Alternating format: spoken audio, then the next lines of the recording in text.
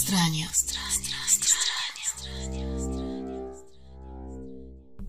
Hace poco estaba leyendo un ensayo de un escritor inglés que afirmaba que en distintos medios de comunicación de Inglaterra había escuchado una frase recurrente o una idea recurrente en torno a que el hedonismo está fuera de moda, está out, como dicen en el mundo de la moda, y que ahora todo el mundo está preocupado por estar en forma, que es la preocupación contemporánea, digamos, ¿no? Estar en forma.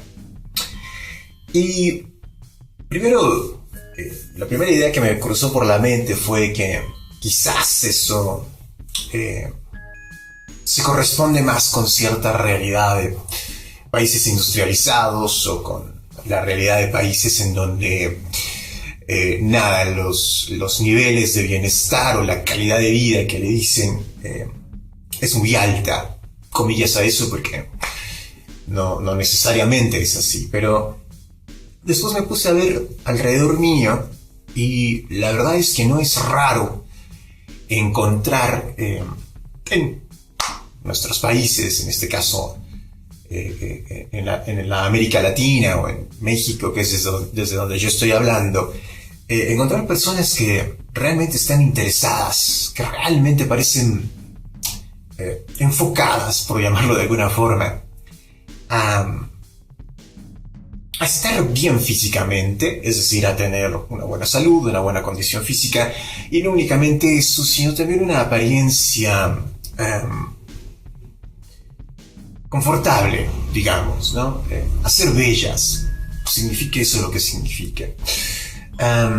Y bueno, nada, también volteando un poco al internet, por ejemplo, ¿no? A esta plataforma desde la cual nos comunicamos, es cierto que hay una especie como de obsesión por la belleza física. Hay un alto grado de obsesión por la juventud.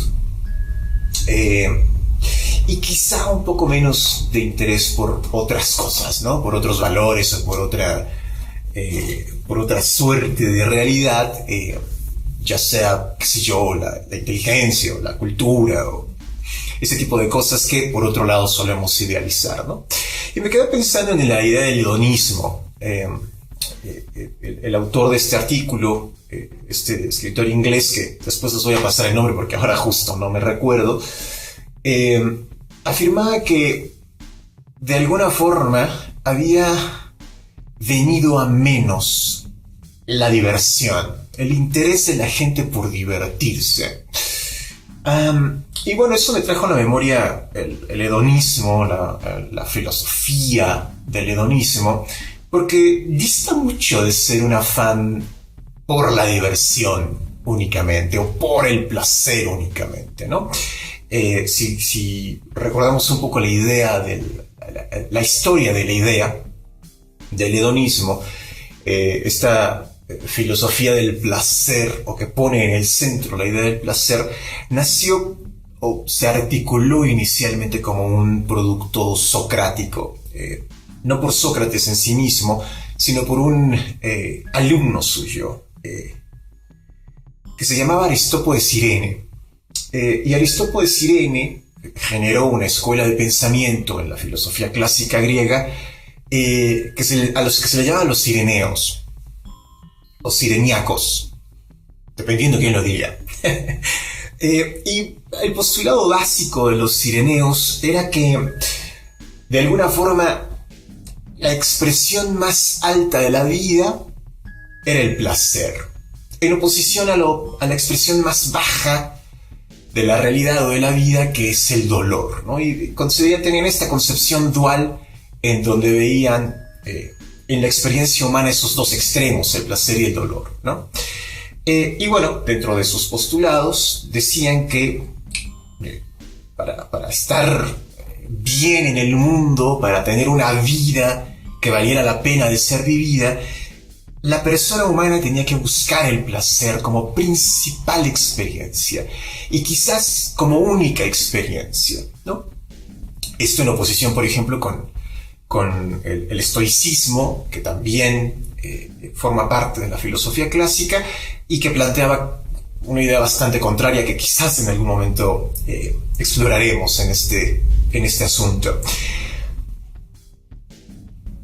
Sin embargo, se quedaban cortos los cireneos. De alguna forma, había en la experiencia humana, que analizaban los filósofos clásicos griegos, había como una serie, como un flujo, una especie de flujo de dolor, de dificultad, de lucha, ¿no? Que hacía pensar a los filósofos que, si bien estaría buenísimo que el placer fuera central en la experiencia humana, quizás no era lo único de lo que podía salir lo bueno. El postulado que siguió a eso fue que el postulado de un filósofo, de otro filósofo que retomó la idea de los cireneos y que fue Epicuro. Epicuro, de esos postulados nació también una escuela de pensamiento clásico, los epicúreos, que postulan que es cierto que el placer encierra la más alta expresión de la experiencia humana.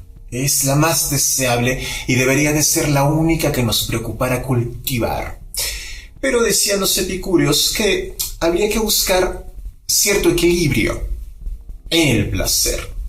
Es decir, buscar el placer, pero entender que el placer en sí mismo, y sobre todo el exceso de placer, provoca un desbalance que eventualmente nos lleva al dolor, ¿no? O a una experiencia no placentera.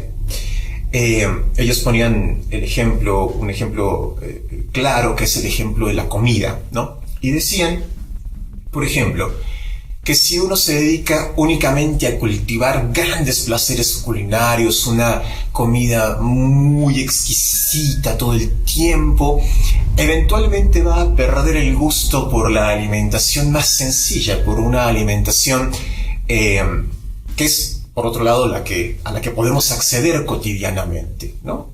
Esa alimentación que no busca grandes retorcimientos o grandes complejidades en los sentidos o para los sentidos, sino que cumple con una función básica y específica que también debería ser placentera, que es la función de alimentarnos y de mantenernos con vida y energetizados y qué sé yo, ¿no? Todas esas cosas que cumple la alimentación.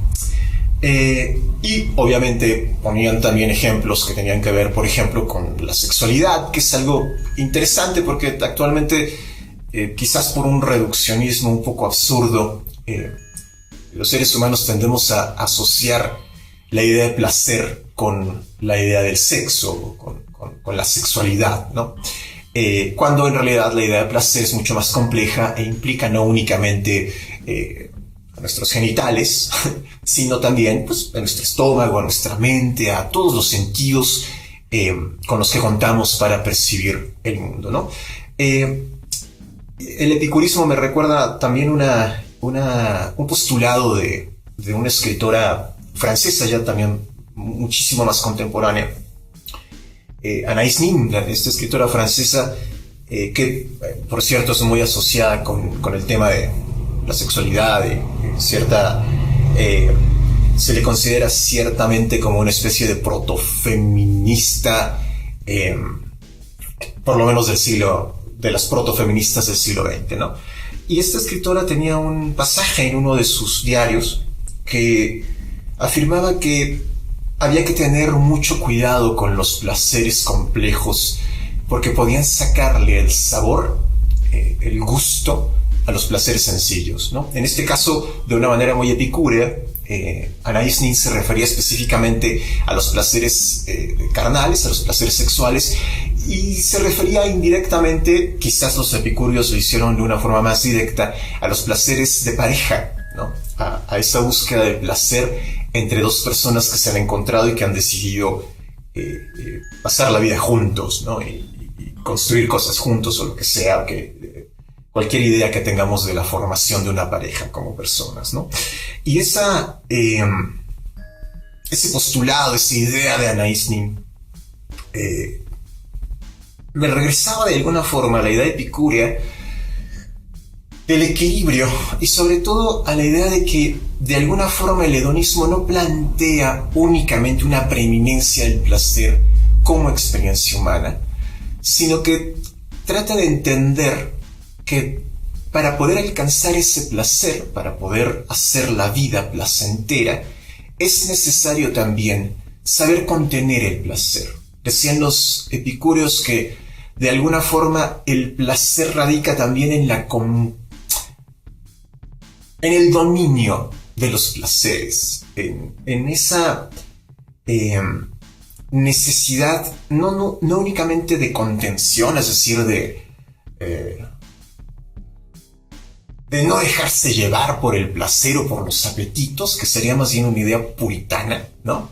Sino de saber mediar con los placeres, de saber que los placeres sencillos también son placeres que nos llevan a alimentar o a hacer crecer nuestra apreciación por el placer, y que por otro lado también el exceso en los placeres nos lleva a la contención, casi irremediablemente, ¿no? Porque convierten el placer del bien supremo en algo malo. No sé si los epicúreos lo podrían haber calificado como el mal supremo, pero sí algo negativo, algo que contradecía al placer, ¿no? Hubo un escritor también inglés, William Blake, que seguramente ustedes lo conocen, que en alguno de sus poemas soltó una máxima que después se convirtió en un lugar común, en el sentido de que el camino de los excesos conduce al palacio de la sabiduría, ¿no? Y a muchas personas contemporáneas, no solamente a mí, sino contemporáneas en la historia contemporánea, digamos, ¿no? Sobre todo en los 60 y 70 del siglo pasado, por ejemplo, hubo muchas personas que retomaron esa idea de William Blake de una manera un poco perversa, tratando de implicar que, bueno, si uno era un borrachote, o si uno era un drogadicto, o si uno era una ninfómana, o si uno era una persona promiscua en general, o si uno se dedicaba únicamente al placer y solamente al placer y terminaba vomitando en la calle, perdido de borracho, eventualmente iba a llegar a la sabiduría, ¿no? Y también de una manera muy epicúrea, en realidad, William Blake trataba de ejemplificarnos que ese exceso nos lleva a conocer y a reconocer los límites del placer. El momento en el que el placer deja de ser tal, deja de ser algo que nos llena, que nos produce alegría, o que nos produce encanto, o que nos produce delectación, y se convierte en algo que eventualmente nos conduce a lo malo, al sufrimiento, ¿no? Y ese ejemplo del borracho tirado en la calle, perdido en el placer, comillas, en realidad está perdido en un sufrimiento, o por lo menos así lo entendían los epicúreos, perdido en un sufrimiento que de entrada está negando ese placer del vino, el placer báquico que de alguna forma pudo haber sido el punto de partida del cual ese borracho inició el camino que lo llevó hasta esa degradación, por llamarlo de alguna forma. Y bueno, en ese mismo sentido quizás habría que considerar la idea de que en esa necesidad de belleza física, en esa búsqueda de salud o de bienestar físico que afirmaban estos escritores que estaba siendo como lo más común en este momento, el pensamiento, el razonamiento más común de las personas en el mundo, quizás habría que ver también cierta negación, por un lado, del placer, pero también cierta afirmación del placer. De alguna forma, el estar bien con uno mismo quizás no sea una mala idea. Habría que buscarlo, quizás no únicamente, o quizás no pensando que únicamente siendo joven, o siendo guapo, o siendo delgado, o siendo fuerte, o teniendo un cuerpo atlético, puede uno ser feliz, porque en realidad eso suena más a a propaganda barata, a propaganda vacía de los medios de comunicación establecidos, ¿no? Pero sí quizás sabiendo que dentro de la contención, dentro de cierto sacrificio, comillas a eso, el sacrificio es un valor muy cristiano, pero contención, llamémoslo, para continuar con las ideas epicúreas. Dentro de esa contención hay también una afirmación del placer, hay también una posibilidad de sabiduría, como decía William Blake. Hay una posibilidad también de entendimiento de nuestro propio placer, de fomento de nuestro propio placer, y quizás también hay una oportunidad para otras cosas. Tendríamos que entender que la experiencia humana es mucho más compleja que dolor y placer. Quizás si lo vemos únicamente reducido a ese ámbito, al ámbito del dolor y del placer, quizás entendamos también que hay matices dentro del espectro, ¿no? Y que los placeres inmediatos no son únicamente los que valen la pena, ¿no? O los placeres pequeños. Había una tensión muy fuerte entre los cireneos y los principios socráticos, porque Sócrates veía también o afirmaba que existían placeres más importantes, placeres supremos, como el placer de la mente, como el cultivar la mente para el placer, los placeres intelectuales que llamaba Sócrates. Y los cireneos decían que no, que lo que importaba era coger, que lo que importaba era tener orgasmos, que lo que importaba era comer rico, que lo que importaba era cantar, la música, el baile, pasárselo bien, digamos, ¿no? Y que los placeres intelectuales siempre estaban allí llenos de tristeza, siempre había elementos de tortura o tortuosos dentro de esa búsqueda por el placer intelectual, ¿no?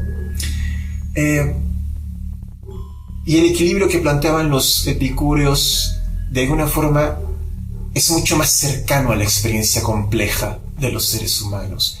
Ese hedonismo que le dice a las personas: interésate por el placer, sé consciente del placer que eres capaz de tener, procúralo, procúratelo, pero procura también un equilibrio que te permita ver el resto de la complejidad de la experiencia humana. Y bueno, que haya paz y por supuesto mucho placer en sus corazones.